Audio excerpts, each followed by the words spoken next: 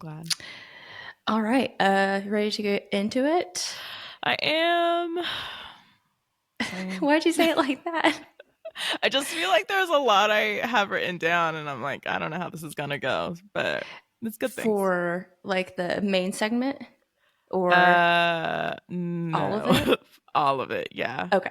Okay. all of That's it. fine though. I'd rather there be like too much than not But enough. nothing at all. Yeah, you're Yeah. right. And I do have water beside me, so if my voice goes all, we can lubricate it as needed. New intro. All right. So Are you watching this? Are you watching this? Yeah. Are you watching this? You need to get with it. Are you watching this? We on a TV shit. Are you watching this?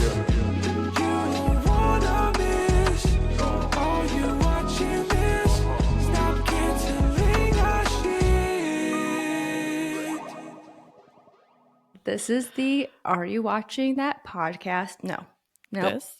Yep. It's all right. This- It's okay. This is the Are You Watching This podcast? The podcast where we talk about shows you should be watching. I am Chelsea, And I'm Ellen. and we're just going to get into it today. Ellen, what have you been watching? I have been watching 3 shows this past week that are all worth talking about. And I will probably save the best for last. And it's the one I actually texted you about to watch. I think that's perfect. Yeah, we should leave that for last. Yeah. But I guess I'll just start with Dope Thief. Did you check that out on Apple TV? I have not yet, so it was on the to-do list for the rest of the week. Is it Yeah. worth watching?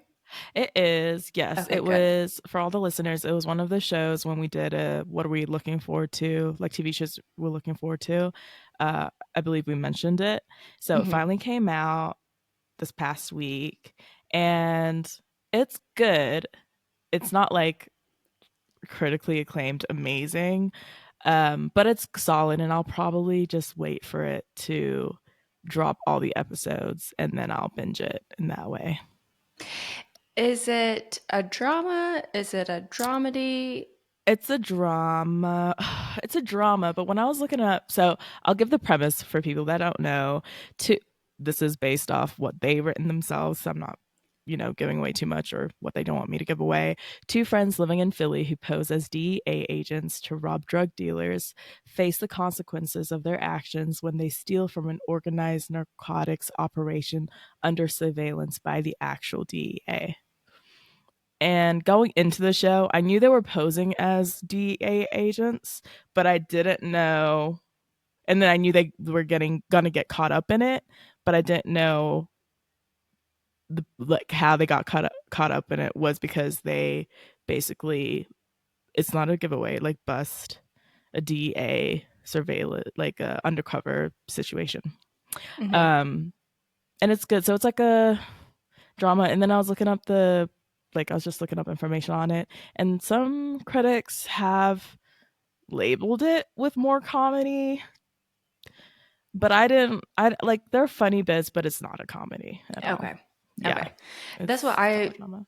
the vibe I got from it was very much drama, but I, for whatever reason, had a feeling that there'd be like just a couple little funny quips here and there. Yeah, Yeah. exactly. Quickly, just to give credit where credit is due, it was created by Peter Craig, and he adapted it from a book actually by this guy named Dennis Tafoya, and that came out in 2009, the book. And also Peter Craig, he co-wrote the screenplay for the movie The Town. Have you watched that with Ben Affleck? He co-wrote it with Ben Affleck and one other guy. He also co-wrote The Batman with Robert Pattinson, like the newer Batman.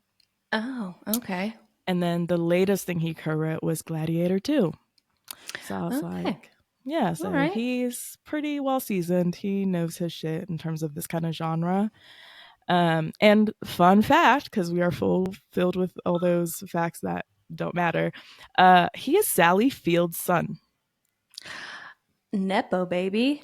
That's what I'm saying. I'm like, way to go, undercut, like, he just is sliding through in there. But Hmm. yeah, made a name for himself, I guess. Yeah. Well, if we're going to talk about nepo babies, one thing that I was going Mhm. to mention, I'm still watching The Pit. I Yeah. still don't think it's a great show, but like I'm getting into the rhythm of it, and so Yes. I like coming back to it. Yeah. It's pretty it is stressful to watch, but also not, Hmm. because the pattern's very recognizable. Okay. But there is a girl, one of the actresses. I don't remember her character name. I'm gonna be honest, but Okay. she is Bryan Cranston's daughter. Oh, no way. Yeah, That is a cool fact. Whoa. Okay. yeah, Is she one of the main characters, like recurring yeah. characters? She's one of the new first year interns. She Okay. has like the braided hair and the glasses. She's always like really nervous. Yeah. Okay. Yeah. I have decided I will. The PR people are doing for the pit online right now is through the roof. And it's making me want to be like, all right, let me check it out. But I feel like I'll be heavily disappointed still. But it's getting really good PR right now. I will. I think that it'll be kind of a fun binge watch, like a Yeah. casual, Saturday. Just that's what you do. Yeah. Um, the what one thing that this show does have going for him is I think there's like 15 episodes or something. There's more than 10, Oh. which Oh. most TV shows these days like 10 Don't have. episodes max. Yeah. So I'd like that part of it, and they bring up topics that are very, I'll say, relevant to today. Do Okay. they do the best job of representing it? That's questionable, but they Okay. do bring up stuff that I think that I haven't seen necessarily talked about in other TV shows sometimes. Okay. All So, right. Fair. one other quick question I've wanted to ask you, because you really like medical dramas. Did you Yes. ever think about going to medical school? Absolutely not. Absolutely Okay. not. I'm so Okay. queasy. I'm so like if I see someone throw up, it just makes me want to throw up. Like not even the blood. You know what I mean? Yeah. Yeah. So no. I just like the drama within the medical, Hmm. not the medical within the drama. Okay. Okay. Yeah. Yeah, I didn't get that vibe from you, but I Yeah. was just like, I don't know. I'm just curious. Maybe no. I've got nothing medical about me. Uh I do want to mention about what's the show? Dope Thief, huh? That it stars Brian Tyree Henry, who famously known, I think, as Paperboy in Atlanta, for people who don't know, and then also his co-star Wagner Mora, I want to say his name is, and he, I believe, would be most famously known for playing Pablo Escobar in the Narcos series on Netflix, the Okay. Netflix Yeah. series, yeah. And he's pretty decent in that too. Yeah, I never watched Narcos. I didn't either. Yeah. But from what Yeah. I see on Dope Thief, he's decent. That's what I was like, Yeah, oh, and okay. I think Pedro Pascal's in that show too. Probably should check it out at some Narcos. point. Yeah. Hmm. Yeah. It did well. It had raving reviews and Hmm. people loved it, but Yeah, I wasn't interested. Yeah. I never Okay. got What around about to it. you?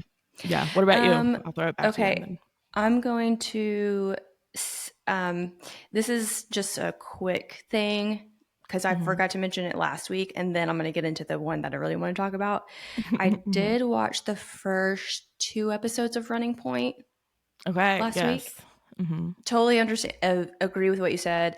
I like the show. I will finish watching it at some point. It's just not Yeah. a high priority.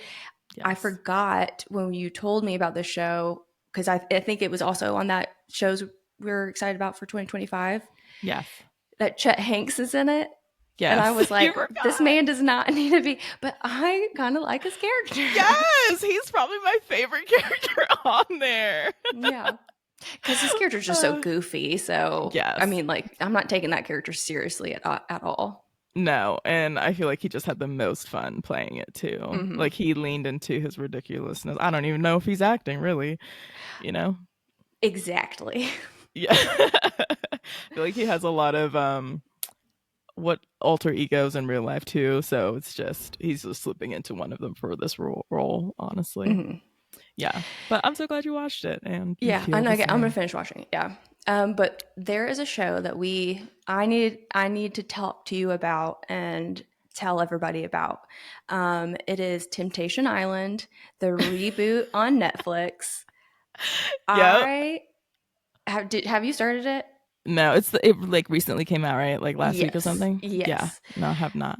I just decided to check it out. It is a mix. It's like if the Ultimatum met Love Island. Okay. It is Okay.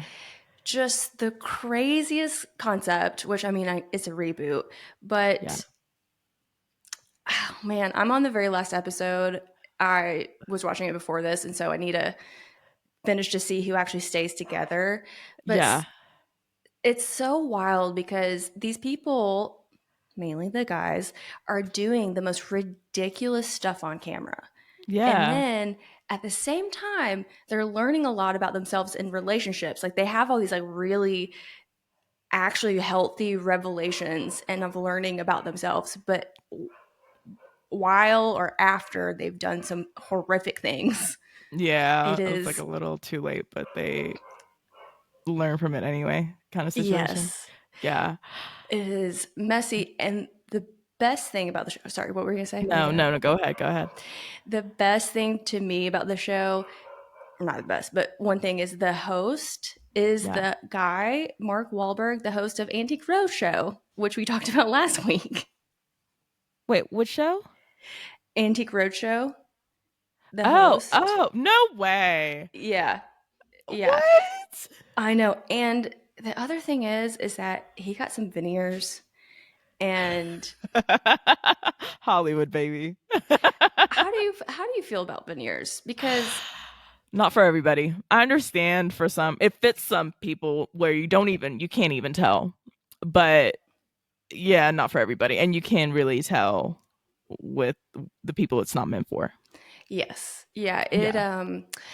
I think veneers for people that have like struggled with drug addiction and depression, who have have just bad oral hygiene, and that can like truly turn their life around. But Yes. everybody be getting them, and I'm like, your teeth were not that. Just get a Invisalign and some teeth whitening. You'd Yeah. be so much better off. Yes, agreed. You'll be set. And I feel like teeth add character to a face and to a Hmm. person. And yeah, and I think just everyone having the same set, just you're losing me. I mean, it's the big complaint now. Like everyone's dresses the same, looks the same, the aesthetics the same, and veneers is definitely a part of that. And it Hmm. sucks. But he has obvious ones. It's so distracting. It is so distracting. I got used to it after some point. The thing too, they have bonfires, right? So the girls go to one house, the guys go to the other. They're with all these people to tempt Yeah. them outside of their relationship because they're like testing Yeah. their relationship. And then every couple days they get together, like all the girls will get together and they watch videos to see what their boyfriends are doing Yeah. in the house. It's Yes. and then they talk Horrible. about it. So Mark Wahlberg, the host, is like, "How does this make you feel?" And he's giving halfway decent relationship advice. And I'm like, "What are your qualifications here, though?" He is wearing an Yeah. earpiece, so I'm wondering if there's like somebody talking to him. Like a real actual relationship therapist, counselor, Yes, hopefully. yeah. It's so wild because again, they're just doing the craziest things, and then they'll say just the most sane, logical emotion expression of emotion, and I'm like, how? What's going on here? Well, I feel like relationships in a nutshell. Yeah. You know? Yeah. So a couple of things. Temptation Island, you said it was a reboot. I remember Hmm. seeing it. Was it on NBC? No, it was on some other channel. I think it was Fox or Okay. ABC. Okay. And then so Netflix has acquired it. Like now it's a Hmm. Netflix show. Yeah. Okay. Second question. So basically the concept is you come in a relationship and you are testing if it's solid. So there's no Yes. ring at the end, right? It's not like Well, it's these couples come in, and again, that's why it's kind of like the ultimatum. They're kind of yeah, deciding, do they want to stay together? Is this the right person or not? And so yeah, I think three of the guys had cheated. So the whole point was they were going to go there and was like to prove that they could handle themselves. yeah, not be tempted. So we know Yeah. how that worked out. Mm. And they set these rules. They're like, I'm not going to touch anybody. We're not going to like hands off. And then there Okay. was another couple who were truly trying to figure out like if they wanted to stay together, and they didn't set boundaries for each other. And Okay. they actually, they're the ones that grew the most. Okay. I Shout think because out to they're them. honest with themselves up front. Yeah, about it all. Okay.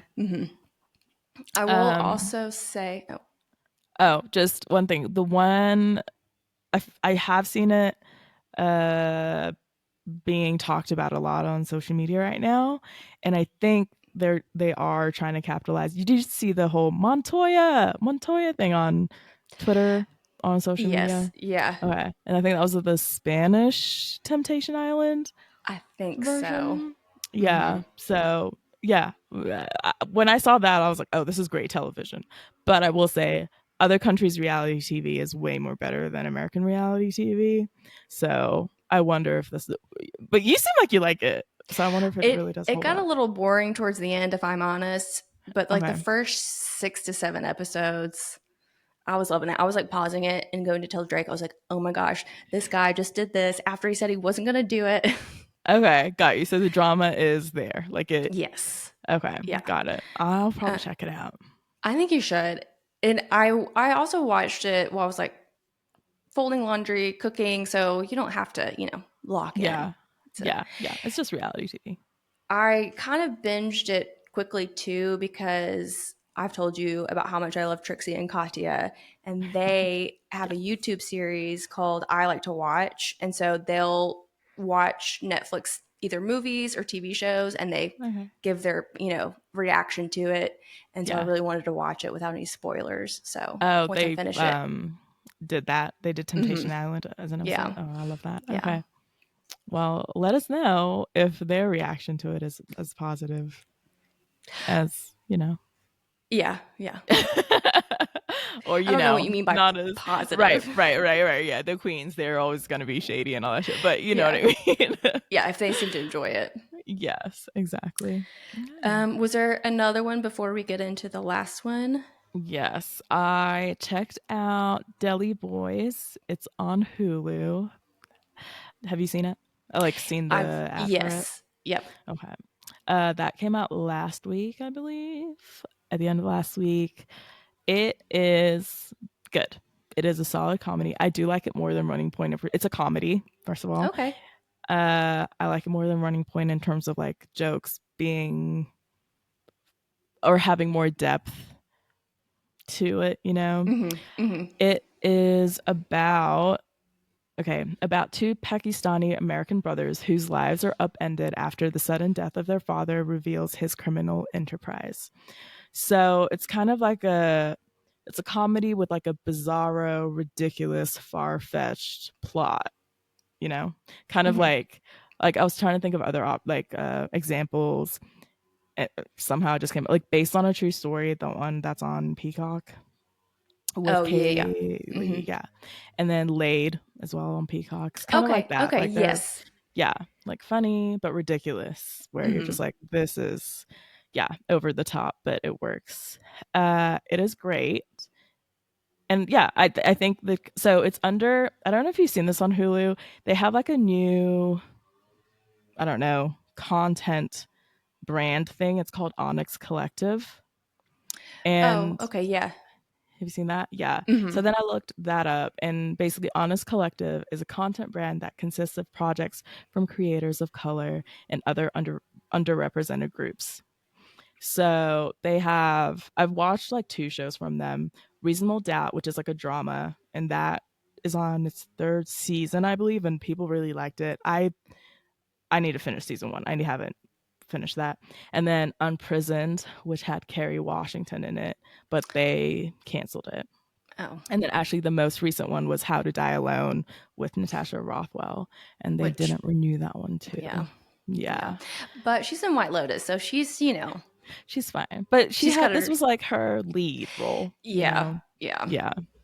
And I really do hope someone else picks that up, the How to Die Alone. But yeah, Deli Boys, again, it's like a different story, a different culture, and the jokes are purposeful for that culture. They insult each other in a way that only Pakistanis can insult another Pakistan. You know what I mean? So it's funny, it's cool even getting to know a little bit of like the inside of their culture, and yeah, it's solid. Oh, and credit where credit is due. It's created by a guy named Abdullah Saeed, and I was finding out like cool information about him. And he actually started off as a music journalist in hip hop and electronic music. Yeah. Interesting. That is a And fun Deli fact. Boys. Yeah. Deli Boys is his first film TV credit. Okay. So shout out to him. Yeah. Yeah, I heard good things about it, and I almost put it in the list of like shows I was looking forward to in 2025. I Yeah. guess I didn't recognize any of the actors or anything, and so I was just like Yes. I was curious about it, but I wasn't like excited because I Yeah. was just Yeah. Yeah. Same here. Like the two leads, the brothers, I didn't recognize them, but they have an aunt and uncle on the show, and they you'll recognize them. okay. The aunt was in Never Have I Ever, the Netflix series. I don't know if you ever watched that. Mm-mm. And then the uncle, he's like a well-seasoned TV actor, and I wrote that like he was on Seinfeld, The Big Bang Theory, which I never watched, but some people, you know what I mean, like stuff like Mm-hmm. that. So he's been Yeah. on a couple of TV shows, but it's solid. It's funny. I like it. Is the whole season's out? Yes, yeah, 10 Okay. episodes all out. Perfect. Oh, and I guess Dope Boys. I mean, no. So when I was writing this down, I was like Dope Boys Deli Thief, and I was like, wait, no. But Dope Thief, the one on Apple TV, that's a weekly release, and only 2 Yeah. episodes are out right now. Yeah. Yeah, All right. that's it for me. Well, I think yeah, same for me. So I'm ready to talk about what you made me watch. And like, I want to say sorry because it was heavy, but also not sorry because it was good. And I really hope you agree with me that it was good. Yes, two things. You do not give proper warnings to me. You're just like, hey, watch this. And I'm like, okay. And they are good, but they're Yeah, traumatic. yeah, And they you are. don't. And so you texted me that too. And it was like, I was already in bed and I read it. And you're like, hey, the show's Adolescence on Netflix. And she's like, do you think you can watch it before we record? I was like, yeah, 4 episodes, sure. Adolescence made me think like it was a funny, cute coming of age show. So I was like, Yeah, 4 episodes of like something fun to watch? Sure. I easy. read the summary before I clicked on it. So obviously I realized that's not what it was about. And Yeah. my Sunday morning took a turn. A turn. I'm so sorry. I need to start sending you texts about like comedies to watch because right now I think we are. I think there's only been one comedy in there and a Hmm. bunch of I dramas. think so. But it was good. And I'm really glad that you recommended that I watch it because that would definitely be a show that kind of fell through the cracks for me. Yeah. Yeah. Hmm. Okay. Okay. So, Adolescence, the synopsis for people. In an English town, police break down the door of a family home and arrest Jamie Miller, a 13-year-old boy, on suspicion of murder of a classmate, Katie Leonard. Jamie is held at a police station for questioning and then sent to a youth psychiatric facility. Investigations at Jamie's school and questioning by a child psychologist revealed that Jamie has been deeply disturbed by school bullying via social media centered on incel subculture. When I read that synopsis, I was like, they gave a lot away. They did, but there's still so much Yeah, in the four in it. episodes. Yeah. Okay, so created and written by Jack Thorne and Stephen Graham. Stephen Graham plays the father. Oh yeah. Yeah. And it was directed. Ooh, did I write his name? I definitely did. I said Jack Thorne. Oh, Philip. I thought I did. I lost it. Hold on one second, guys. It's you will hear his name, so I do need to say it. While you're looking it up, one thing that I'll also say, and I think we'll probably talk about this, but each episode was one shot. Yeah. So, which there's the other one shot things that I know of are Birdman and then the movie Alfred Hitchcock movie Rope. Did you ever see that? No, I didn't know that. It's really good. You should watch it, and it's all done in one shot. Obviously, that's why I brought it up. Mhm. And this was when you had film cameras So doing one shot though, you had to change film like mid, Wow. throughout. And so what they Yeah. did is they did it really really quick first of all, and then they would just have a character actor walk in front of the camera just long enough for them to switch over the film and then keep Wow. recording. Yeah. Wow. That's actually incredible cuz aren't weren't those like the reels or whatever, weren't they heavy too? Mhm. Yeah. Yeah. So to do that quickly and seamlessly, it's just all impressive. Even this one. Okay, So so impressive. yes. Name Philip Barentini. And this is a British show.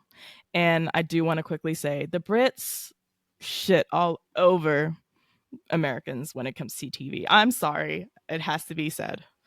I really do think so. I agree for the most part. I think their humor's different, so I think comparing their like funny Hmm. shows is a Yeah. little unfair. I think Yeah. dramas 100%. I Different. also like Yeah. the way that they do TV over there cuz like their public TV is way different than our public TV Yeah. and it's better. Yeah. They have less censor, yeah, guidelines too. And they put very like really good shows on them, as like most of the really popular British shows that I know of at least are usually on Channel 4. Yeah. Like it's accessible to everybody. Mhm. Yeah. Agreed. Okay, so as Chelsea said, Philip Barentini shot all these 4 episodes in one take. He actually, as I was writing everything down, he is posting right now. He just finished posting the 3rd episode, the behind the scenes of how each episode was shot, and he talks about it in detail. They're about like 3-minute long reels, but I think they're worth checking out if you are into that sort of thing. I loved it. I loved the behind the scenes. I love blooper reels. I It sucks that we don't get DVDs anymore, and even if you buy it on, through iTunes, you still don't get that kind of content anymore, and that kind of sucks. And then on Oh, hold IG, on one second. mhm, Oh, so is it behind the scenes? It's on Instagram. yes, on Okay. Instagram. Yeah, he's posting each episode behind the scenes, and right now it's up to episode 3. So I think tomorrow he'll post episode 4, the final one. And I also think it's a really cool thing that he's giving out for free. Mhm. I don't know. Yeah, it's really, really cool. And so Jack Thorne, one of the creators, so created and written by Jack Thorne and Stephen Graham. Jack Thorne is on there and he's talking a little bit about the show and this behind the scenes. And I wrote down that I liked what he said. He was like, the story isn't a who done it, but it's a why done it. And that like perfectly Mhm. explains what you're watching. Uh Okay, so what did I don't know. What were your initial? There's so much to talk about it, and I know. for me, it was the acting. I Mhm. was, I was shocked at everyone's performance, even the mothers, like at everyone's performance. Why'd you? What do you mean? Even the mothers? I'm I just really confused. because at first, like in the first episode, we get to meet her, and she's kind of because he's like dad, dad, dad. I'm not giving away spoilers, people. So she's kind of still in the back front, and I mean, that last final episode, we get to know her Mhm. a lot more, and I think with every character we do meet, with as much screen time as they're given, each actor really does what needed to be done. But I think I her emotions were incredible. Okay, so yeah, I 100% understand what you mean now because in the first episode, she's not really a main character, and Mhm. she, yeah, yeah, and so Yeah, by the last episode, she really does an amazing job. yeah, exactly. You even like, yeah, yeah. You got to watch it, guys. I liked too because it was one shot the way that they transition scenes. So what they Yeah, would do more or less is like follow a character into yeah, another room or to a different area, and then that's a new scene with new characters. And yeah. I thought that was so brilliant. So good. Like it really. I feel like with cuts in shows we get like scene by scene, you kind of get that instant gratification with like a resolve or like a okay, in this next scene you'll get something.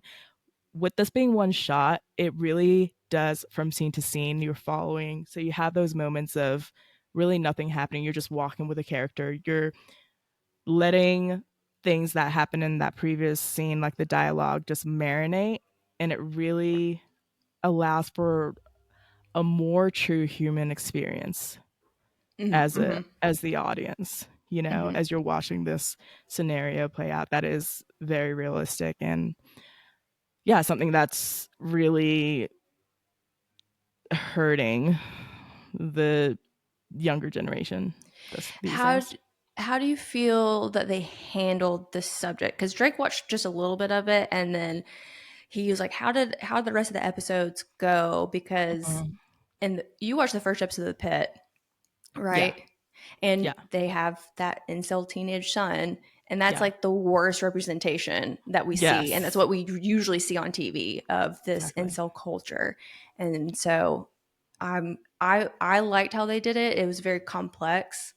I don't know, what were your opinions on their On this approach? And one, yeah, hmm I liked how they did it because it was, you really do go back. He's just ordinary.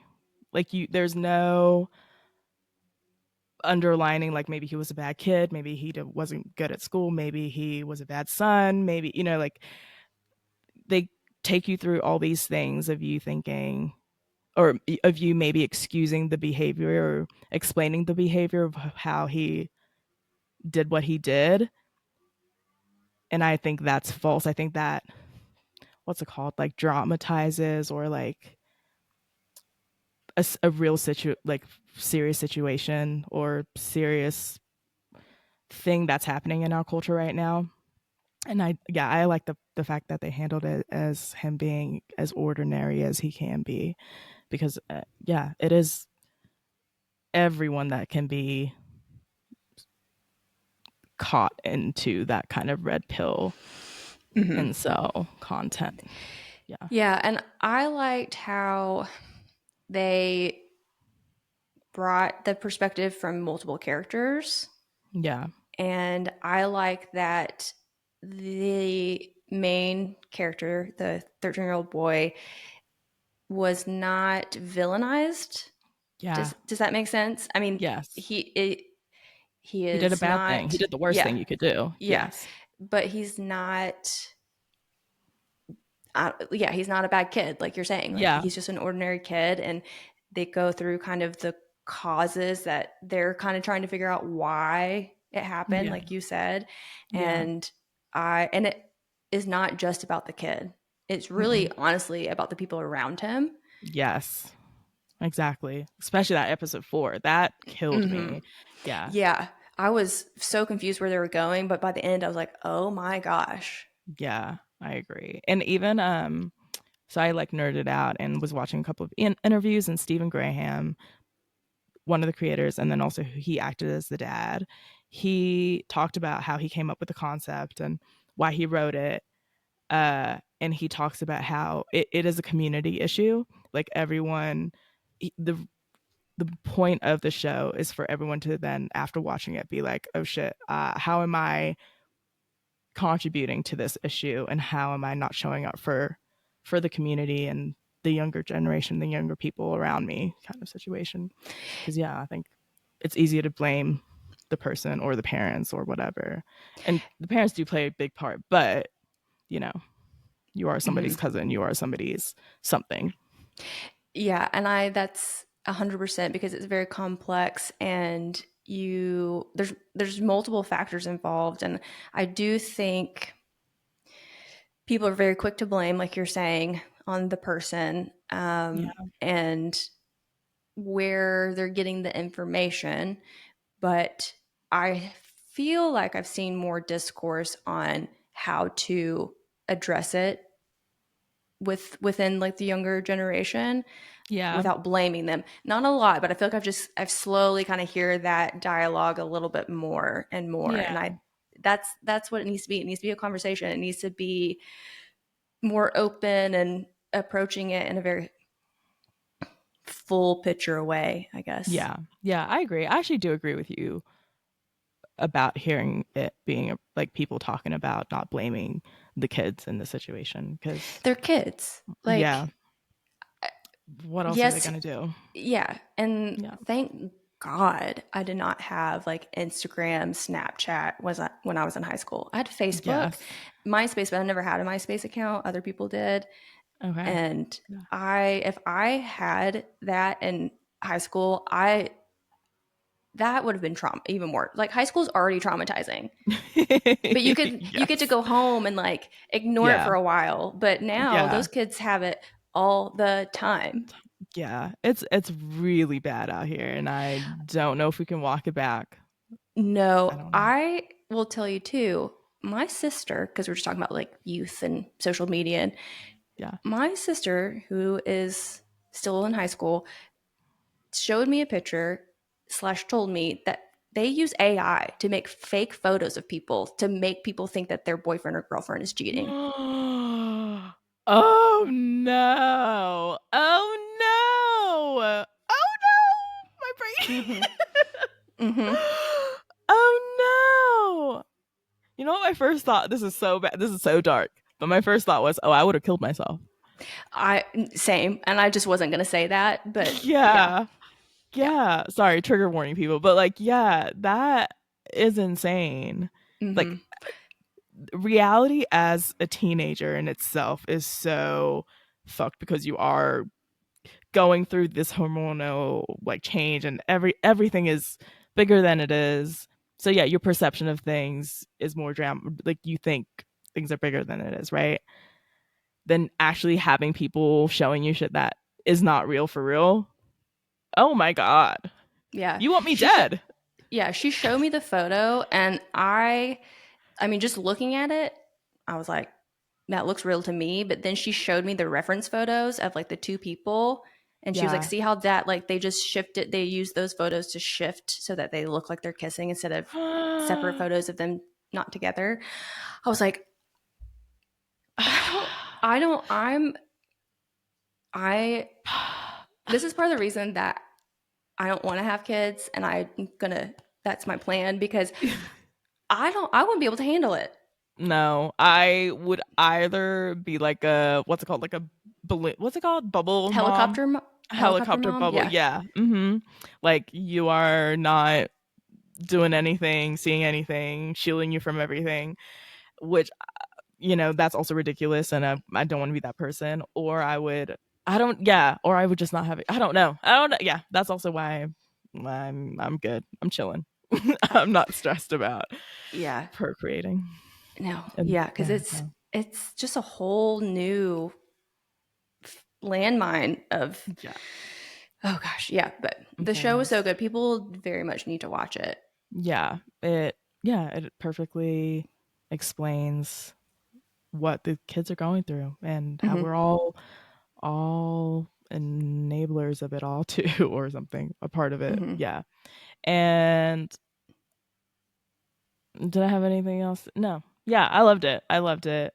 I did think, oh, there was discourse about the fourth episode Hmm. and how people were saying that they wished we got the victim side of it, like the girl side of it a little, like how the family must have felt, or how she, because he saw something of that he shouldn't have seen of her. So like, and a lot of girls do like send nudes, right? So why she felt that she had to do that. And I understand people's, like, I don't know, need for that or wanting to see that, but I also think we just need to take the show for what it was, and it was about boys and the insult culture regarding like affecting them. So I do understand it just being in that perspective of boys. And surprisingly, I can't believe I'm going to say this because in general, I don't think that this is how culture is, but I think it's good because we don't see that perspective of boys really a lot in Yeah. culture. We see more of it from girls, right? Because girls tend Yeah. to be in TV shows more dramatic, and Yeah. they tend to be the ones historically. The trope is catty. They're the ones gossiping, Yeah. and rarely do we see the younger boys involved in these things Yeah. No, that's true. Yeah, that's very in true. their perspective. Yeah. No, I agree with that. And I wonder if it's because we are girls, so maybe that's why we see more female Maybe. coming of age Yeah. sort of things. But I would like to think we are open to all stories. I, So yeah, I'm not, I've never been not watched something because I'm like, oh, it's from about a boy or a boy's perspective. Sometimes if I just don't relate to it, I yeah, won't watch it. yeah, But yeah, I don't feel like I see it a lot. yeah. No, I agree with you. Yeah, I definitely have never seen a show like this Mm-mm. before, even a movie like this, honestly. And it was genuinely well done. Like it could have been corny. And at first when I watched it, I was like, "Ooh, are they?" You know what I mean? It was very Mm-hmm. dicey as you're going Yeah. through it because it's a very sensitive subject, and you don't want them to, like, as you were talking about that the pit, that first episode, you don't want them to kind of make it like tropey in a way. But no, they really killed this shit. And again, I really do think the Brits have it when it Mm-hmm. comes to acting at Mm-hmm. the very least. But they are also well trained with Yeah. theater. Yeah. Oh, and that was another thing. With it being one shot, it really did remind me of theater. Mm. Yeah. Like you really have to have those lines down. Whatever you do in rehearsals has to be ingrained in you because when it's called, action is called, you have no breaks. It's like from curtains up to curtains down, Yeah. which is hella impressive. Yeah. Yeah. Everybody go watch it. It's only four Yeah. episodes. But Yeah. it's a lot. It's a Trigger lot. warning. I did not warn Yeah. Chelsea, but I'll warn you. Yeah, I can handle it. Well, do Yeah. we want to get to the nominations then? Yes. Who are you Uh, nominating? I am going to give it up to, I was going back and forth, right? Because it's Adolescence for sure. I'm going to give it up to everybody in it. So this is going to be, but it's Adolescence. So I'm going to give it for limited series Mm-hmm. or movie, whatever, that category. I'm going to give it to Stephen Graham as the dad, Eddie Miller. I'm thinking he'll be supporting actor in a limited series. Yeah. It's, yeah, Only because of the last episode. he goes, That's right. I don't know the rules on that exactly. I don't either. And maybe I'll look it up and I'll let you know and we can Yeah. figure that out. But definitely him. I was thinking about the boy, Owen Cooper. No, his name's not Owen. What's his name? Owen Cooper? It might be I Owen. didn't look it up. It is Owen Cooper. Okay. And everyone's loving his big episode is episode 3. And he does really Mhm. kill that shit. So I will give it to him. I just think a young kid getting a nom is rare. Mm-hmm. So that's how I was going back and forth. But I think he deserves it. I don't know.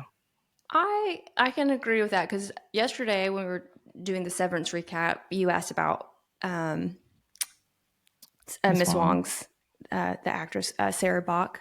Isn't that what her Yes. name is? Yes. And if I thought she would be nominated, and I said no. I didn't think that this year for her that role that she would, but in the future I could see because she does a great job. I just didn't think that show. Yeah, I get you. So, but For, I think that this for could be a really him. good representation. Yeah. Yeah, I agree.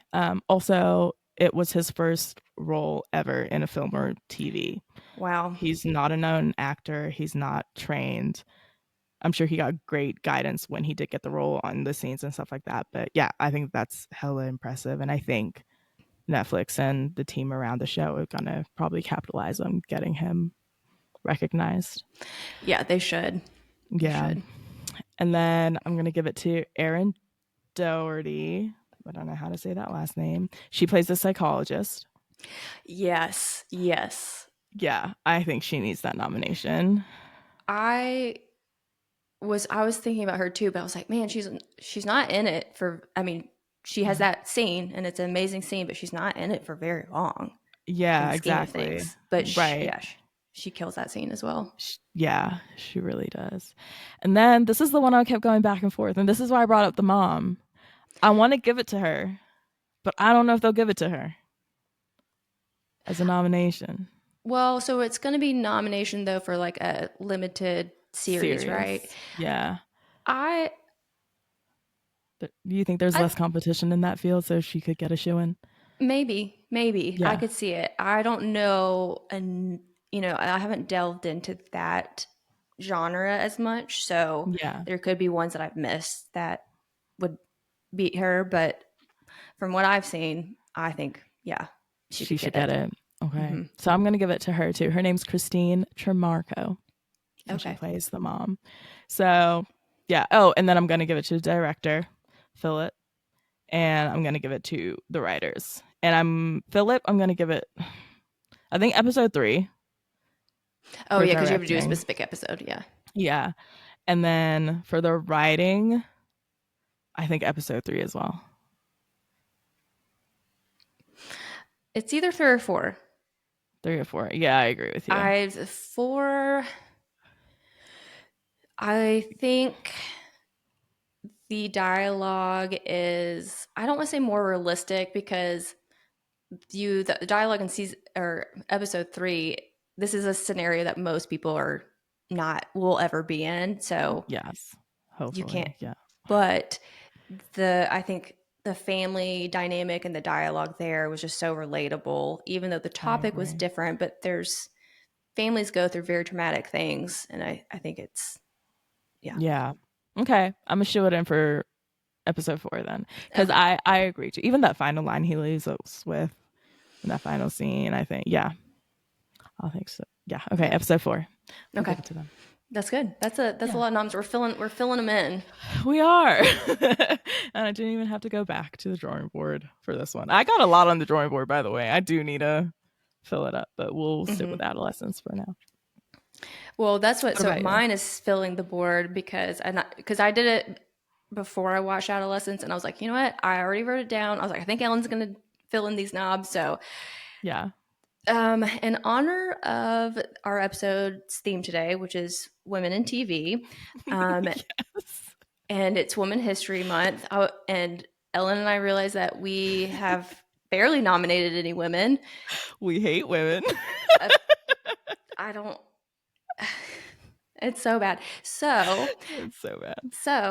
I am nominating Jessica Lee Gange for cinematography for Okay. Severance.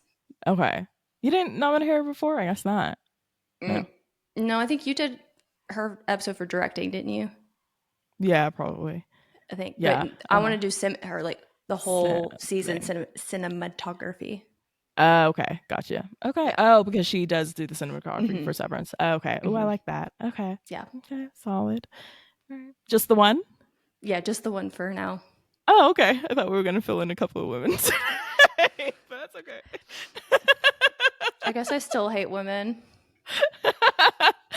We're going to make up for that with our topic though. So Are we hopefully. though? Are we though?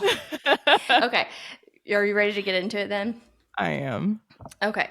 So we're doing women of TV, women in TV. I approached this, I already kind of told you, but I'll tell the listeners kind of how we've been doing our other history of genres and stuff like that. A little bit of a timeline.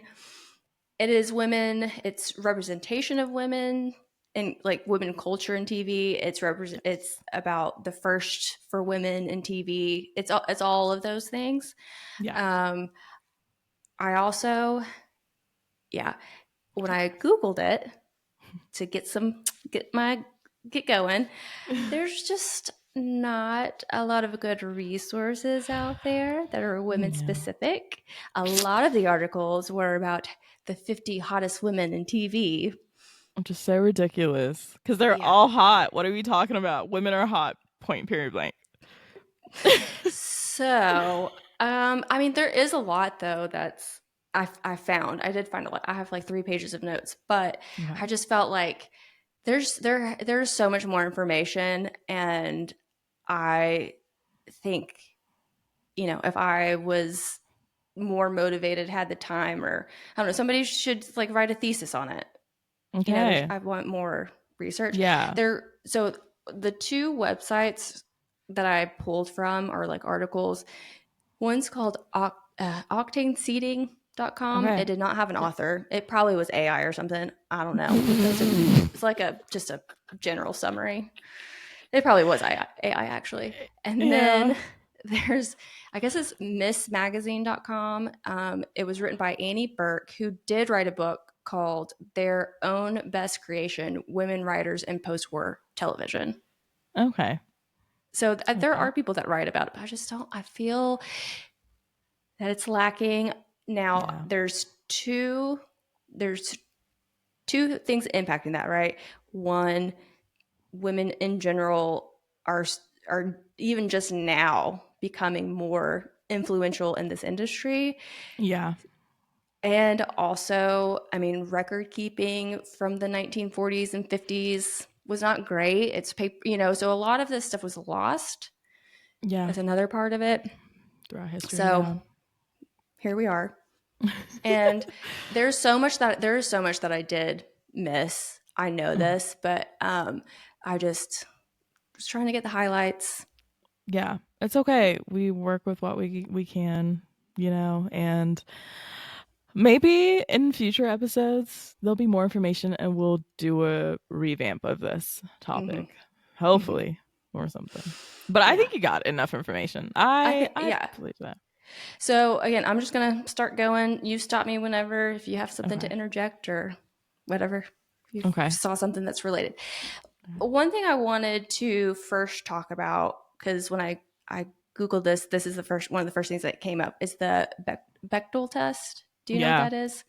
I did not, and then I read it. I've heard it before, but I guess I didn't know the definition. But you can go ahead and tell the Yeah. people.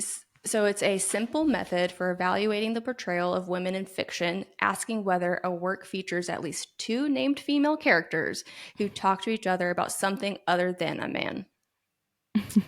So shows that pass are Killing Eve, Big Little Mhm. Lies, I May Destroy You, Broad City, Insecure, Parks and Rec. And there's also this show called The Wilds that was on Amazon Prime I Video. actually watched that. Yeah, I I liked did it. too. I did too. It was Yay! weird It and it was was kind of weird. corny, but Yeah, but why it was was good. why was Ben Folds in the second season so much? I I have no idea. Yeah, why is there not a third season? But it's okay. I Whatever. know. There really should Yeah. be. So, but if you really put stuff to the test, a lot of it doesn't pass, and At it's. all. I mean, I think definitely more now. Yeah. Female characters are being because they're written by women. They're more developed. They're not as two dimensional, but it's still a thing, Yeah. unfortunately. So So they're saying these show Killing Eve, I May Destroy You. They're saying so the Bechdel test is two women not talking about men and they have to at be all. have names. No, that they at any point have a conversation Yeah. that's not Does about not. men. Okay. Yeah, it So doesn't have to because be never. It's just that they okay. have conversations that aren't about men at Okay, some so the point. bar is low. Is what it Yes. is. Okay. Yes. Wow. Okay. Got ya. Um. Yeah. Yeah. Are there any that come to your mind that maybe I didn't list? No. I mean, I know there's other No. ones, but those were. I was Yeah, like, the ones these are was great examples of shows that have. are Yeah. characters that are not purely motivated by relationships. Yeah, I agree. No, I can't even think of any. Mm-mm. Everything else Yeah. is pretty male centered. Hmm. Yeah. Okay, so we're gonna get into the timeline. I'm starting at 1949. All right. Okay. There's stuff before that. Betty White was on TV before that, but this is where we're starting. Okay. We have Gertrude Berg. She starred as Molly Goldberg in the radio show The Goldbergs from 1929 to 1949, and then it moved over to TV, as we've discussed with the history of TV. Yeah. She acted, she wrote the scripts, and directed each episode. Wow. Yeah. Wow. It, yeah. Oh, I was just gonna ask, the Goldbergs is in the family, like the one with or was it just her? Was it like a one woman show or I think like? it was a family TV show. I Okay. didn't look. I didn't look Yeah, into I'm it pretty sure they farther. did what's it called? What's it called? A reboot of it in the Oh, 2010s. oh, really? You think that's kind of the same thing? I mean, the Goldbergs is pretty specific, right? Yeah. Hmm. We should look it up and talk about it next episode if that's true. Okay. Okay. And she won an Emmy in 1951 Ah, for it. shout out to her. Okay. Yeah. And then in 1951, yeah, 1951, I Love Lucy and Lucille Ball. And I think that really did I not write this down? Okay, yeah, I did later on. But I think Lucille Ball really, in hindsight, is one of the females that really brought in the idea of women being on TV and being like the main character, or, The she lead or is something. kind of a ditzy housewife, but Yeah. her, Lucille Ball, as a person was a very powerful force in the Yeah. industry. Yeah. I agree. I feel like you don't mention women in TV and her name does not come, like, it will always come up. Mm-hmm. Yeah. Yeah. The, I kind of debated about this example, or talking about this one, but in 1953, there was Loretta Young, and she was a movie star turned TV star. So she had been in a Okay. bunch of movies. But what they were pointing out was that she was over 40. And so, like, she was representing older women on screen, Yeah. and because they weren't getting work, which I understand, but it's just like, Yeah. oh my gosh, like, okay, yeah. Yeah. She's have a 40-year-old on TV. Oh my gosh. Oh my God. Right. But that's a real thing. It is. Hmm. Yeah. It is. So she starred in the Loretta Young Show. And this was the same year that Betty White starred in Life with Elizabeth. And Okay. she was the first woman to be nominated for an Emmy. Well, that Okay. doesn't make any sense. Hold on. Because I just said that this other lady won in 1951. Yeah. Oh, no. That is correct. Sorry, I apologize. She was nominated. It was not for the show. It was for a short-lived game show called Just Men, and she won it for hostess of a TV show. Loretta did. No, Betty White, Oh, okay. Gotcha. and Gotcha. it was in Okay. like 1949 or something like that. Okay. I Yeah. didn't know that. Yep. Wait, so And sorry, clarify. Betty White was the first woman to ever win an Emmy. yes, Okay. and because she won Category. it said nominated. So that is the thing. That was the other part that I didn't like, because when I Googled a lot of this stuff, the information was very conflicting, Yeah. because it would say like first woman, but I was like, is it first woman for a specific category to be Yeah. nominated? Like, it got a little confusing. And Okay. That's all right. and again, when I went to go fact check, it was also very confusing because the information was not really consistent. Yeah. I So, got you. They hate women. Apparently, we all hate women. So it's yeah, we okay. do too. Gosh. And then in 1958, we got the Donna Reed Show. And so Mhm. this was the first TV show for women. And it Okay. ran from 1958 to 1966. The only reason I know about the Donna Reed Show is from Gilmore Girls. Do you Yes, me remember too. that episode? Okay. Yeah. Yeah. And I don't know how I Totally. feel about that episode in hindsight. I was gonna say, yeah, Gilmore Girls. We might get into that in this episode. Okay. All right. And then in 1959, Betty Hutton, she helped stop people claiming everyone was a communist on TV during the Okay. McCarthy era. Do you there was that Yes. time? Yes. They call it Yeah. McCarthyism or something. Yes. Something like Yeah. that. Yeah. Yeah. So she's an example of like a woman having an influence on culture through TV. Okay. So, Shout out to her. and then, sorry, there's somebody skateboarding outside. And by somebody, I mean my neighbor, and dogs are not having it. It's okay. I'm actually really excited about this one, which is so dumb. But in 1960, Nancy Dickerson, she was a radio and TV journalist. She was the first female network correspondent on Face. They have it as Face of the Nation. I think it was renamed Face the Nation, which is still on TV now. Yeah. It's okay. And but here's what it was confusing, because Face the Nation's on CBS, and it said the first female network correspondent, and I was like, on CBS? or all together. Either. Yeah. We're just she's important. That's Okay. what we need. She is very influential, and she has a son, John Dickerson, who is still a news anchor on CBS, and I Yeah. love him. I love him so Aw. much. I I think love that. he's really smart. I think he's so handsome, and I think he just seems just like really respectable. I love that. If he comes from, who he apparently comes from, that makes all the sense. I follow him Did on you know this? Instagram. Oh wow. Okay, let's look him up because I was gonna let it slide. John Dickerson. I feel like Mhm. I know the name. Yeah, you've at least seen me tweet about him more than once. Probably. Did you know that that was his mom Yes, before? yeah, Okay. because he talks about her and the Uh, influence that she had on him. yeah. Okay, Chelsea, we'll let this slide. We'll. I think he's very handsome and the like not I'm too attracted to him to say like a father figure because then that's weird.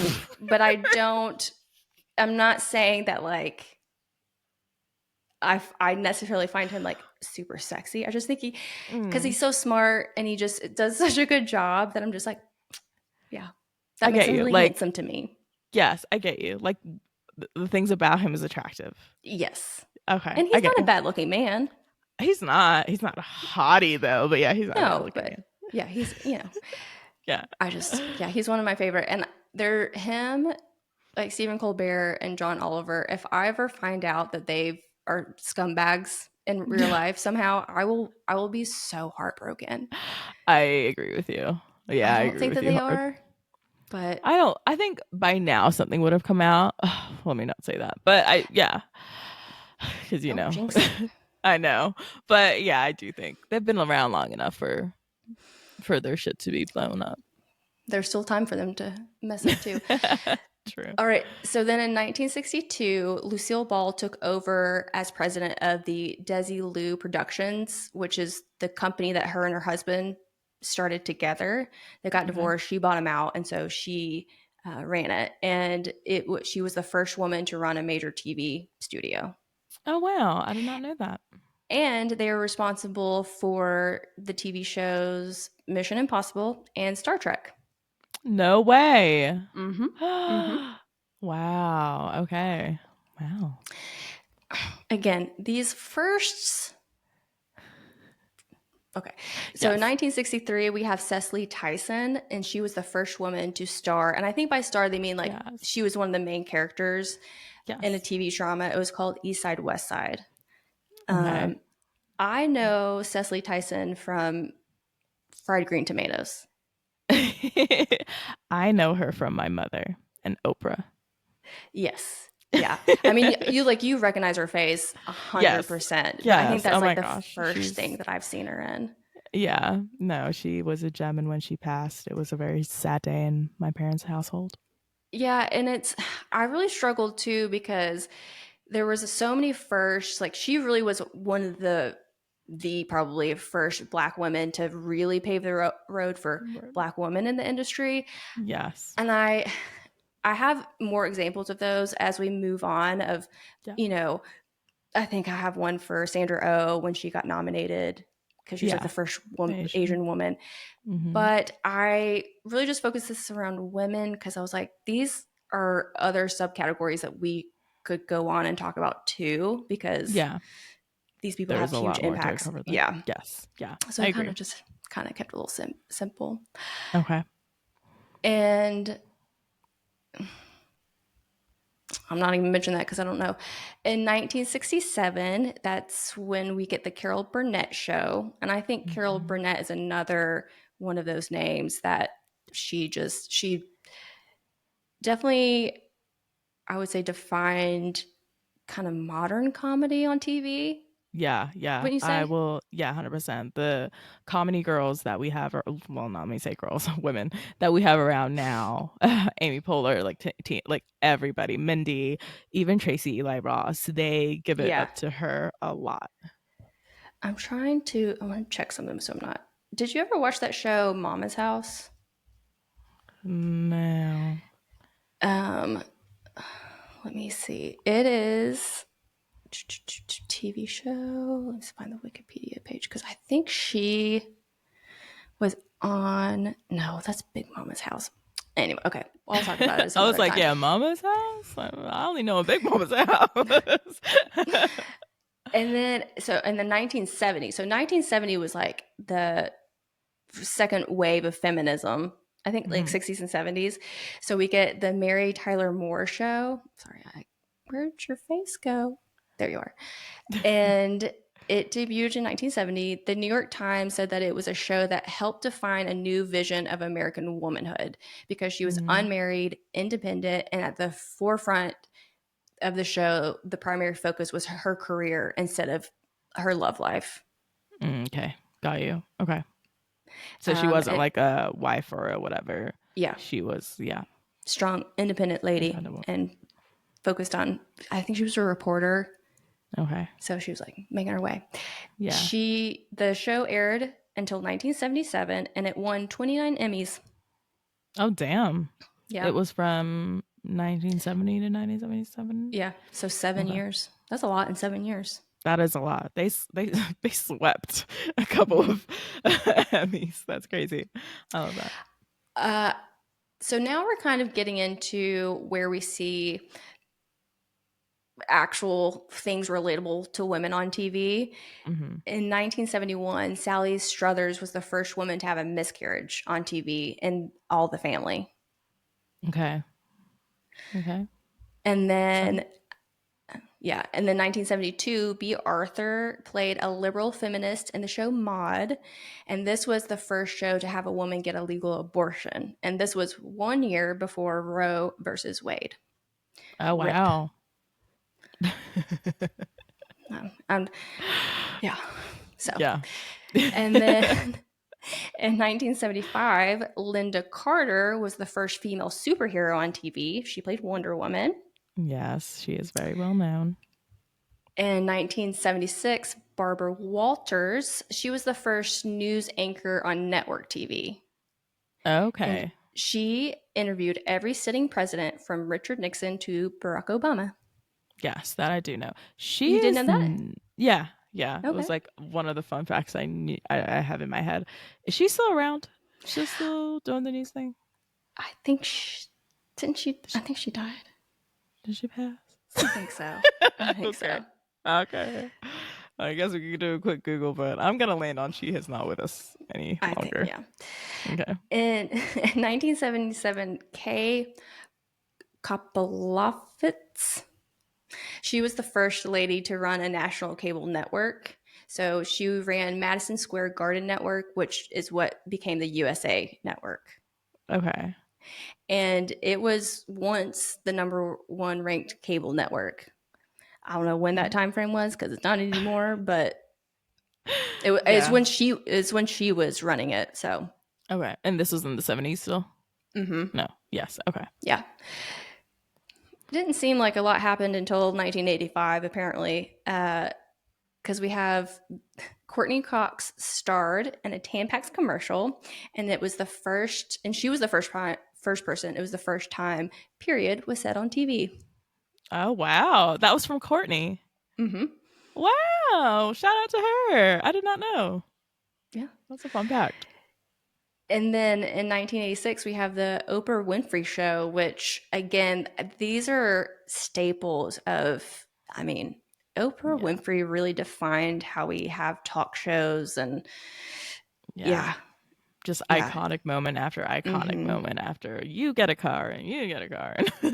And we Yeah. got Tom Cruise and we got, a lot of things. We got Dr. Phil and all the weirdos as well Dr. from Oz, it. unfortunately. Right. Exactly. But I mean, Oprah Winfrey was also, I mean, she built an empire. Yeah. You know, there were people that helped her, obviously, but like I feel like she's one of the first women or one of the women you think of when you think of building an empire off of yourself. Yeah. She was the face of it. Her name was on the show. She was the face. And she carried it by herself. Like it wasn't a co-host situation. It was her and, and she did Her it for, team. and her team. Yeah. And it was 20 plus years. And And Gail King. Incredible. And our bestie, Yeah. our Um, lover. No, I'm kidding. oh, yeah. I like me some Gail King too. She's on CBS. She used to be on there with John Dickerson, but not anymore. Quickly, Yeah. did you hear she's gone to space apparently? Sorry, very random. Yeah, and she does not want to go. And people are like, Oh, Gail, don't go. really? Yeah, Oprah like forced her to do it. Really? I just, She oh, wow. she keeps talking about how she doesn't want to go. She's like, I'm Why terrified. is, okay, okay. It's Women's History Month, so I'm not gonna bash women. But, you know, I'll talk about it in April. Okay. But yeah, I mean, Oprah too. I mean, she started her own network called OWN, Oprah Winfrey Network. Yes. She had her Yeah. magazine. I don't know if she still has her magazine, but I mean, yeah, Oh, she did have her magazine. She is, when you talk to Gen X and above women, you cannot say one bad thing about her. Like, they love her. They are like, she, especially, yeah, black women, she represented them so well that my my mom loves Oprah to this day. No matter what scandalous thing comes out about Oprah, it's turned a blind eye. It's not her Oprah. You know what I mean? mm-hmm, Yeah, she's got a amazing cult following mm-hmm. with older black women, and I love that for them. Honestly, I think we need somebody, representation. I know people give representation shit, but I really do think it's important. It really is, and I I we've kind of talked about this before, like when we were talking about Queer Eye, like that. Watching that as a kid absolutely made me grow up really like realizing and thinking like, oh yeah, being gay is like not like a thing. I didn't have an issue with Yeah. it. I was like, so I do sometimes though feel like, oh yeah, our parents fear, like the conservatives fear that this is going to turn people woke. I'm like, well, yeah, it does, but that's for the better. Okay. We're Yeah. educate like people need to Need be educated a and see it. yeah. It's not hurting people. It's not. It's needed, especially when you do have, like, I think America is, I think the study was shown like a lot of people have not traveled outside for it being a first world country. It has the most people who has not traveled outside even their own state even. So, and I think TV, that's the greatest thing about TV and movies, right? You get to see different cultures, different people, different way of doing life. It opens your mind up. It's the most amazing gift we could be given to see. And if you don't have that representation for people to see other people being normal and having lives, full lives, it's gonna be a clusterfuck. It's, yeah, it would be awful. So much more hate would be spread. And I think too, thankfully now, not always, but because like with Deli Boys, like we're getting shows that are about specific cultures that are written about those Yeah. cultures and played by I those. And I think Yes. that's so important because otherwise you get some very racist stereotypes and Yes. people not playing their own race, and those things have not aged well. Oh, at all. And it's always so obvious. It's so bad. Yeah. And yeah, as you said, like, that's why I did want to shout out Deli Boys, because it is so clearly written by people of that culture. And it's so Mm-hmm. cool seeing them make jokes around their culture. Yeah, and because I think it's really funny too in shows where it's because it's a little tongue in cheek when you have writers who are writing about their culture playing the characters. They I don't say they lead into the stereotypes, but because it is their culture, they're like, yeah, we know it's a stereotype. It is funny, but Exactly. they can Exactly.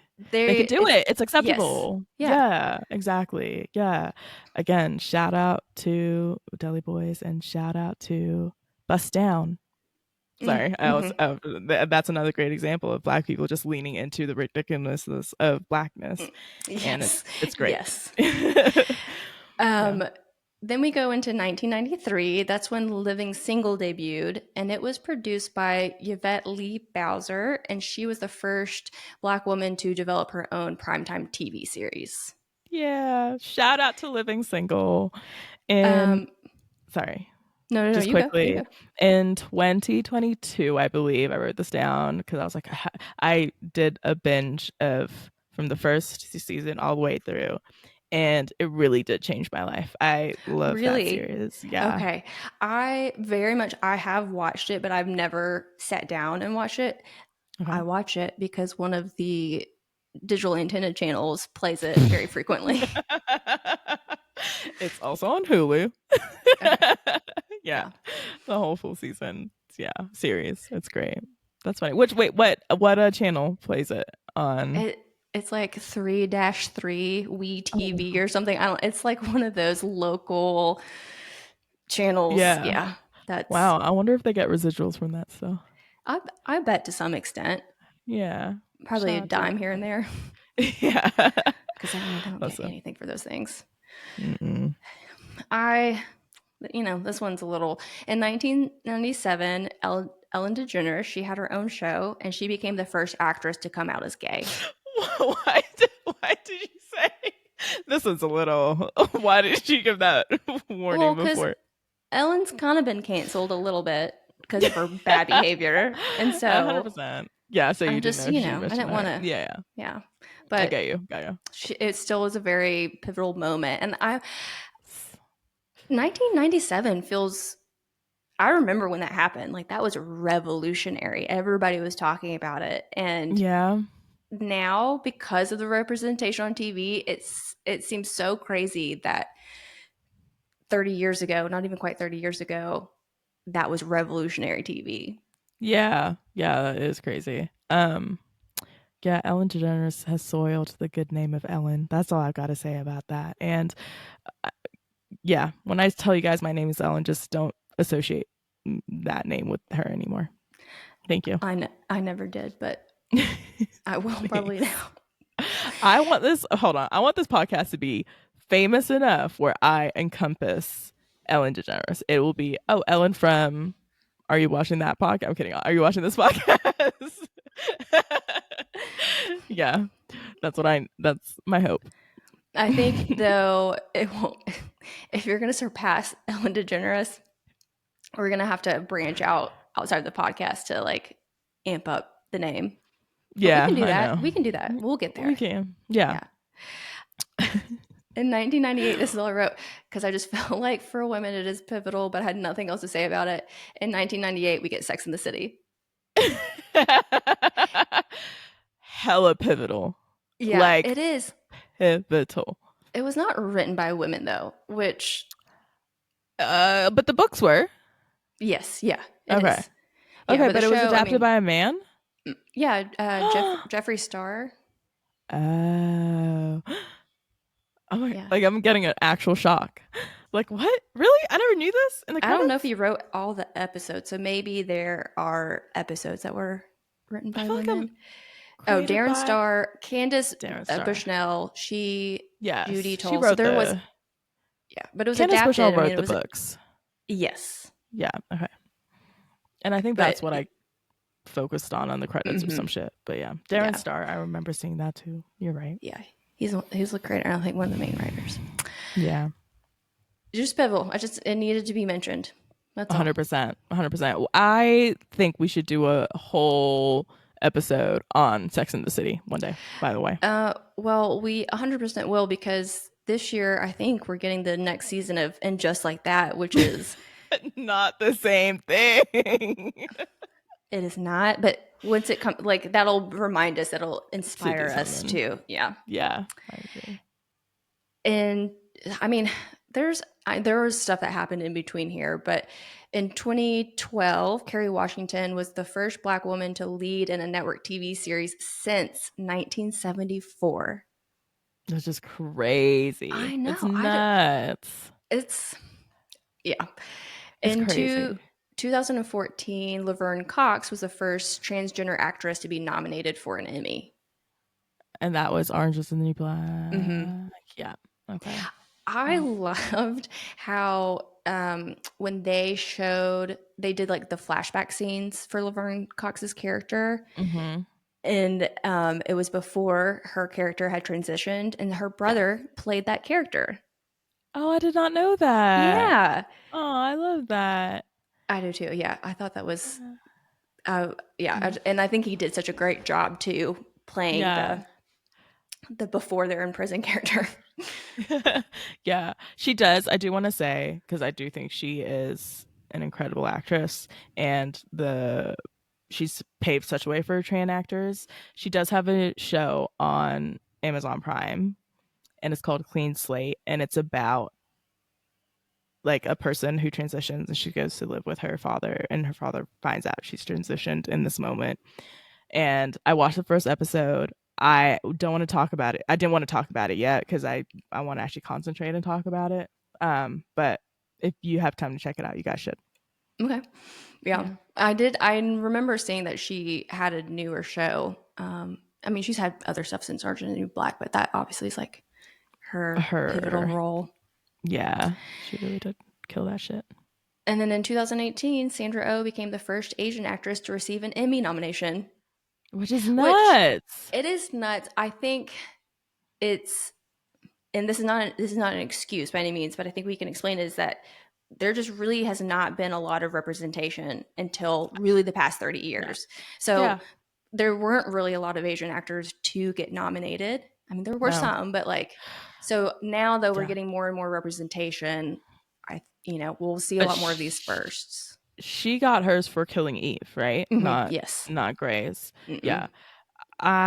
When I was thinking about like Asian, and I'm talking like East Asian, not like South Asian. I think the only one was Brenda Song. I was like trying to think of TV shows with women that I like, watched, and Asian representation. It was just her and Sandra for me. Yeah, Bryn Song, she's in Running Point. Yes, she is. And also London Tipton, Sweet Life of Zack and Cody. Yes. I didn't watch that one. And she is partnered with Macaulay Culkin. She is. What a beautiful situation. Weird relationship.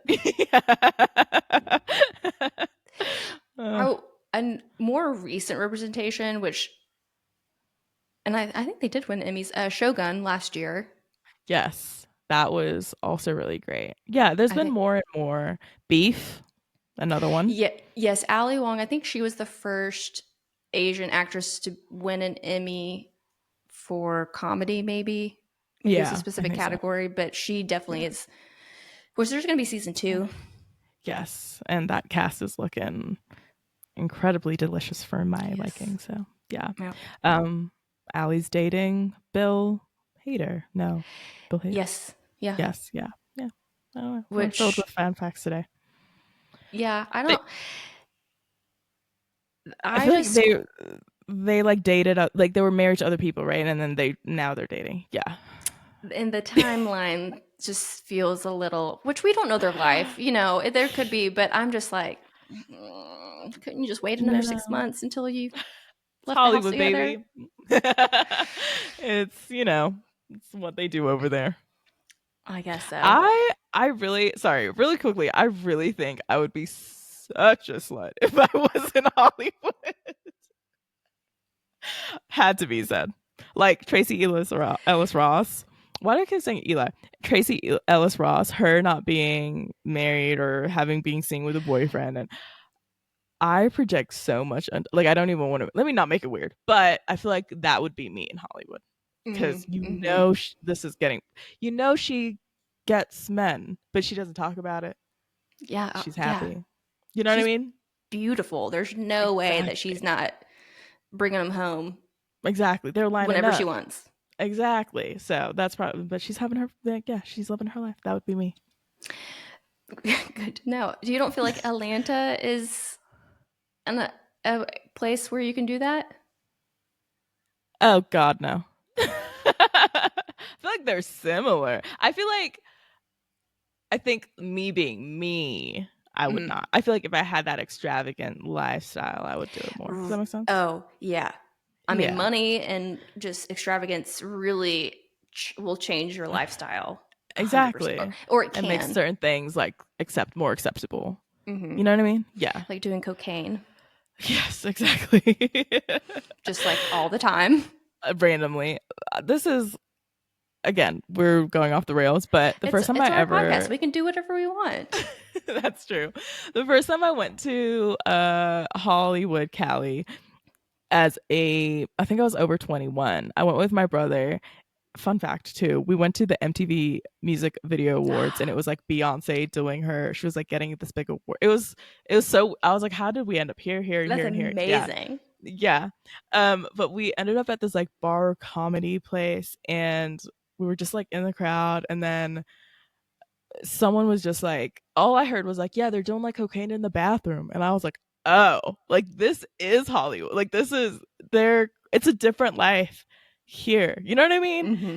They're not normal people, and you cannot, Mm-mm. yeah, you cannot think they're normal people. And that's also Mm-mm. why when these actors and musicians talk, I'm like, just stop talking, because they're not relatable, and they're not meant to be relatable to us. A good example of this, again, I've told you I love Trixie and Katya, and I've listened to their podcast. And Trixie grew up very poor, like out in the middle of nowhere, Wisconsin, lived in a Hmm. trailer, Hmm. whole situation. Now, obviously, they live out in California. They've made a lot of money. They've built an empire for themselves.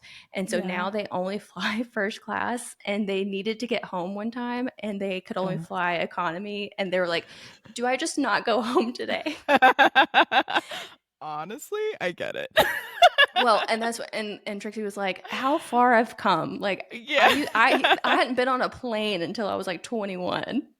And now like Right. the thought of economy is Just just, beneath me. yeah.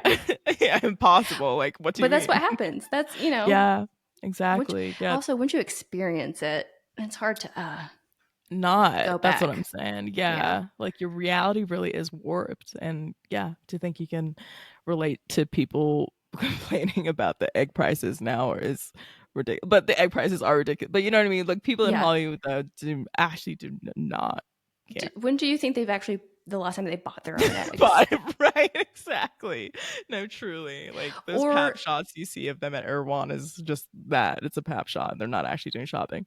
that, and like if they have bought their own eggs, they're organic, free Yes. range. Like they were already $8. So Yes. they're like, I don't know, I've been paying $8 for the past 20 years. What are you talking about? Right. Like what do you mean? Where do you get $4 egg cartons from? What are you Yeah. talking about? Like yeah, exactly. Sorry. That is all that I had history timeline of women. Those were kind of Okay. just the key points. There's so much more that could be talked about. And I think that I probably will like to, when we start talking about other topics, maybe orient my perspective of looking at either, you know, the women that were involved more, like kind of Okay. digging in a little bit deeper to find out that information, because I don't think it's usually on the surface. Okay. Got you. Does that make Okay. sense? Yes, I agree. I get you. So, and then I just had some other, I made a list of just other women I think about when I think of women in TV. Yeah. Impactful Um, women, mhm. especially in I our generation. Or Yes, yeah. yeah. I have Mindy Kaling. Yes. I had the biggest obsession with her during my college years. I did too. I read all of her books. I watched the Mindy Yes. Project. Yes. I was I was all all in. in. Yeah. Yeah. And then I found shame. So thank God for that. um, we just said the same thing at the same time, and that has happened more than once on the podcast. Really? Yeah. That's funny. That means we're getting good at this. I also, because thankfully, because of you, Michaela Cole. Yes. Is that how Love you say her last her. name? Cole? Cole, yeah. Mm-hmm. Yeah. Phoebe Waller-Bridge, Fleabag. I don't, Yes. because we have been watching Severance, and she's in that show. Mary Dylan's wife. What's that actress's name? Oh, yeah. Okay, you know who I'm My talking mind. about though. Mm-hmm. Mm-hmm. She was in this mini series that was directed by Phoebe Waller-Bridge called Run. Did you watch that? No. It was her and Domhnall Gleeson, who I also love, Yeah. and they play these like high school sweethearts or like college sweethearts who had this deal that if they ever texted each other run, then they would get on a train and meet each other and Wow. leave. That And sounds so good. Was it? it Have you it seen was it? so Yes, it was so good. I Okay. loved it. And she was in it. So Okay. I remembered that when I wrote down Phoebe Waller Bridge. I was like, oh, yeah, that show. Fine. It Wait. came out like probably 4 years 2020. ago. Oh, yeah, 2020. So it got lost in all the Hmm. COVID of it all. Wow. Okay. I might check this out. It's really good. You should. It's a Okay. pretty easy watch too. Okay. Well, there's some yeah. It's relatively easy. Okay. I can handle it. The last three that I have are Tina Fey, Shonda Rhimes, Yes. and Amy Yes. Sherman Palladino.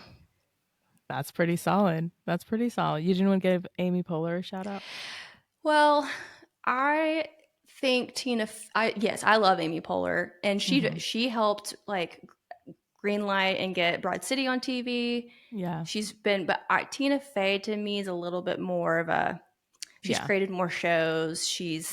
Yeah. She does Has her hand. musicals. She does Yeah. movies. So Yeah, I that's true. just not Give it. not that means that Amy Poehler is I feel like I just made you any pit less two bad worthy. bitches against each other. I Yeah, didn't mean like to. Yeah, no, it's not.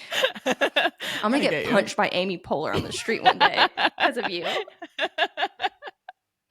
I mean, she would have touched you, so you're welcome, honestly. Good point. Did you have anything else like when that you wanted to add to it or anybody to mention? No, those were the people I had written down too. Yeah. Shonda especially. I think she Mm-hmm. impacted me and the TV landscape, even coming off writing The Princess Diaries. You know what I mean? Oh, yeah. I totally Yeah. forgot. See, Yeah. she's involved with so many things that it's like you can't really keep up because it's just like hit after hit after hit. And it's Yes. just her most recent one. And it's like, okay, sure, that one. Yeah, exactly. She, is undestructible with her work, with her writing. Hmm. Even though it can get ridiculous at times, she still knows how to put pen to paper. Hmm. Hmm. Yeah. Yeah, I love that we have more female representation in TV. I love that women are writing women. We have more women directing. And Yes. think the you'll see women as producers the most if you look at the film industry, which Yes. honestly does make sense though because women know how to get shit done, and that's a producer's job. Amen. No, for real. Amen to that. Yeah. That's true. Yeah, a lot of even the actors we grew up with, like I know Emma Stone is a producer now. Just a lot of them are producing. Yeah, Hmm. pretty much. And I love that for them. They're getting Hmm. like Reese Witherspoon, all of Hmm. them. Yeah, Yeah, definitely. I love. I feel like there's more space being made, and I mean, in an ideal world, yeah, I would love that it's not that we have to be like, oh, she's a woman director, that Yeah. shouldn't be like a pivotal thing, but that's where we Yes. are. And I think it's very important. And I think it's important for all well, white women are not really a minority as a whole, but You are not. women are Are. underrepresented. Yes, I agree. But then all the other minorities that are way more underrepresented. But I think because we're getting that space, we're able to have Give more and more space more. to others. Hmm. Yeah, exactly. And I think that's why representation is so important because Hmm. the underrepresented start to get represented and then more people, they open the doors for more people. And it's just, you know, people tumble through that door and you get better content, amazing content and like content with perspectives you wouldn't get otherwise if it's not for Hmm. the specific person writing it Hmm. from that culture. Hmm. Yeah. Somewhat related, but not really. In Adolescence, when I was watching it, it made me think of this. Did you read the Harry Potter books growing up? Hmm. Yeah. Well, later, but yes. Okay, and I know I think you spent your like teen years in Australia. Hmm. Like I And know the Brit Australia, culture, huh? the British culture. Yeah, they're kind of like Australian culture and British culture are pretty similar. Yeah. I grew up American, very American. I would say Yeah. like I traveled with my parents. Like I went to Europe as a kid. Like I knew other cultures, but again, was limited to what was around me most of the time.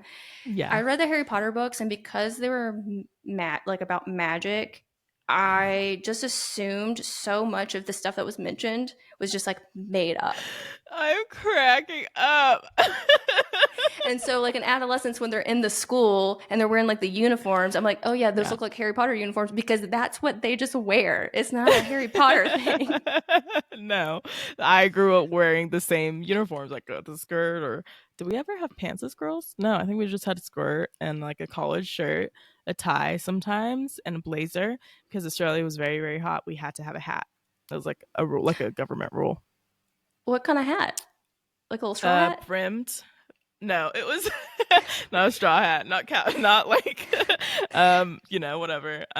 Brimmed, like cloth, like a hat, but had to have a brim. Some you could clip up like this, like a cowboy situation, but you Okay, pretty much had it like, yeah. like a Madeline hat. Yeah, sort of. Okay, Yes, I'll see if I have pictures and maybe I'll post it. But yeah, you can at least teenage show years me. are I showed okay. you Definitely. my old timey photos. Sure. You show me yours, I'll show you mine. I will definitely show you But mine. yeah, I'm still learning more and more though. Like I'm like, oh, I just thought it was made up. I thought it was made up. Yeah, that's so funny. That was my big concern about adolescence being more like on Netflix and have a more of a American reach. I Mhm. was worried. I was like, oh, I don't know if Americans will really understand this, especially with the accents being Liverpoolian accents, because that is stronger to understand. The proper London is easier, it's more enunciated and stuff like that. Yeah, so with this show, yeah, it is. I'm a bit worried, but I'm hoping the content is good enough for people to stick around anyway. Well, Americans to stick around anyway.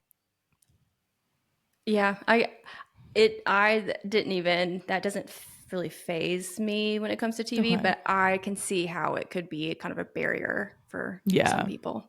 Yeah. Why I not? didn't know. But the sorry. No, you Oh, go. I was You just go. the Brits on my timeline love the show. Like they're like it was brilliantly represent like the school episode Mhm. and that scene. They were like, yeah, that's to the T how it all goes down. Kids, I would not want to teach elementary, middle age, high school kids. No, at all. No, I don't like leave me they're out of it. just wild. I feel like I don't know. Just I'm too self conscious. I think. Did I want to admit that? like, do you Maybe. think they'll Yeah. bully you? Or I'm thinking they're bullying me, but really no one gives a shit. You know what I mean? Like I'm just like, Mhm. why are you snickering? And they don't even like they don't matter. They aren't full people yet. They do matter. Hold on, sorry. Teenagers matter. Kids are also underrepresented groups of people that we love and should care for, but they are not full actualized people. So whatever thing they may do that may hurt your feelings is stupid anyway. Like their opinion on your pants does not matter. Exactly. Yes. Because what the fuck do they know? I taught college age, so I was a little less worried about that. Mhm. But when rate my professor did have the chilies, Yes. yeah, that was important to me, and I did have a chili. Okay, let's go. Not anymore. They took them down though, but I did. I promise you, I had the one. I believe you. Wait, is Ratement Professor still a thing? It is, but they got rid of the hotness scale. The chilies? Oh, really? That's understandable. It was a bit weird. It was. Sure. You're like, I got my chili. I don't know what you're Yeah, talking about. I need. I loved it. Keep it up. I love that for you. That's amazing. Yeah, being a teacher and that. You know who cracks me up about being a teacher? Bad poetry, Langston Kerman. His stories Mhm. about being a teacher is exactly that's like my fear about being one. You, I'll Drake teaches at a community college, and so they have a dual enrollment. So you have kids that are still technically in high school that are taking Yes. college level classes. Hmm. And at the community college, you often have younger kids or just it's very diverse background, right? Yes. And he just has the wildest students. And he tells me these stories. Like one time, this kid just brought a cat, like a kitten, into class, Oh and my gosh. also we got married when he was teaching there, and all the girls like noticed and they're like, "Hey, Mr. Farmer, did you get married?" And he's like, "Yeah, I did." And they're like, "Shame." Oh. Did he ever rate my professor? Mhm. Chili? Yeah, he Did he had get a one chili? before it got taken down. Okay. So Yeah. okay. So hotties, I love when hot people get together with hot people. That's amazing. I love that for you both. One chili Not pepper to one shame. chili pepper. Exactly. How it should go. I'm sorry, Uggos. I felt like there was one other thing that I wanted to mention before we ended, but I can't remember if there was anything. Mm, yeah, no, nothing on my side. I'm trying to think of yeah, nothing. Nothing on my side. Nothing on my side. Okay, wait. So I did have this written down. Carrie, because I saw the Kerry Washington. I guess they said she was the first lead, right? Mm-hmm. Okay. So I did write down. Oh, yeah, I just wrote down the name. I do know her real name though. So did you ever watch Grey's? I feel like I've asked you Mm-hmm. this. Yeah, I stopped watching though by like season 5 or 7 or something. Okay. Yeah, trailed off. Okay. I do want to shout out Chandra Wilson, who plays Miranda Bailey. Uh, Mm-hmm. so Grey's started 2005. Yes. And in terms of Black women representation on TV, I think she carried the baton or whatever for maybe 10, like a good chunk Mm-hmm. of years. And I think she did a really good job with the material she had. And Mm-hmm. I don't think she gets her flowers enough. So yeah, as a woman, I just wanted to shout her out more. That's a really good point. I guess because we're doing this podcast, I just am thinking about the actors in TV shows more and the credit that they're given and the directors and Yeah. writers and stuff like that. And I've Yeah. always thought very highly of her, and I just never stopped to think, oh yeah, like I don't know if she's won an Emmy. Like she's like you're No. saying, yeah, she definitely has not gotten the recognition she deserves. Yeah, and she's a force on that show, especially the earlier seasons. She had to rally those interns who were being ridiculous, and yeah, I think she portrayed just her character really well. Mm-hmm. And I love her. Shout out to her. And she's also like a solid working actress. You know what I mean? Mm-hmm. Like in TV, and yeah, I'm happy that she's still around. She's still around. Yeah. Yeah. Well, I guess that's it for women of TV for now. For now. For now, we will be back. Yeah, and I think I want to try and focus or make sure that I mention when there's a woman writer or director, and kind of I want to Yeah. know it for myself because I'm so bad about like not looking into those things, and Yeah. I want that to become more normal for that representation and acknowledgement. Yeah, I agree. I do like women writers more. I am drawn to their dialogue or the way they write things more Mm-hmm. when I see it on TV or on anything really. Mm-hmm. I'm a fan. And Yeah. another thing was there's not a lot of women directors, and I think that's one thing Hollywood needs to tackle more, both on the film and TV side. Mm-hmm. Yeah. Yeah, I mean, directing exactly. cannot be that hard, right? That's what I'm saying. If all these men can do it, I can do it. We can do it. yeah, yeah, I agree. It's not like drive. It's not like driving a truck. I'm trying to think of like masculine things men do that you know what I mean. Whatever. A direction is not like I like to believe that I can do anything a man can do, that. which I think is true for the most part. My You like to think you can do anything anyone can do. Yeah, that's a better way to put it. Yeah. But there are certain things that I will leave to the men to do, and one of them is using a table saw. I don't want to do that. Okay. Okay. So, yeah. That's fair. Do I want to dive into? Yeah. Is it the dust? Is it the I don't heavy want to lose a machinery? finger. It's Okay. loud. It's scary. Yeah. That's fair. I don't. Mm-mm, mm-mm, no, Yeah. thank You you. don't want to risk it. Mm-mm. That's fair. They can lose a finger. So woodworking was never for you. No. Okay. Wow. We always found very scary. something Chelsea can't do. And if you didn't get anything else from this episode,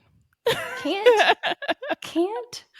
right, or won't do. won't do. Because I did take wood shop in middle school or high school, and I did build a chest and a shelf. I just Okay. didn't. It was scary. I didn't like it. And you said never again. Kind of, yeah, more or less. Okay. Good to know. All right, well, I guess that's a good note to end it on. Yeah. I think they learned a lot about us this episode. I think this podcast is full of so many fun facts, fun trivia facts, and then a lot of fun information about us. Agreed. And I think we're interesting people. And, Or at least weird enough. yeah. All right. We got to get out of here. Yeah, all right. We'll talk to you guys later. Bye. Bye. Are you watching this? Are you watching this?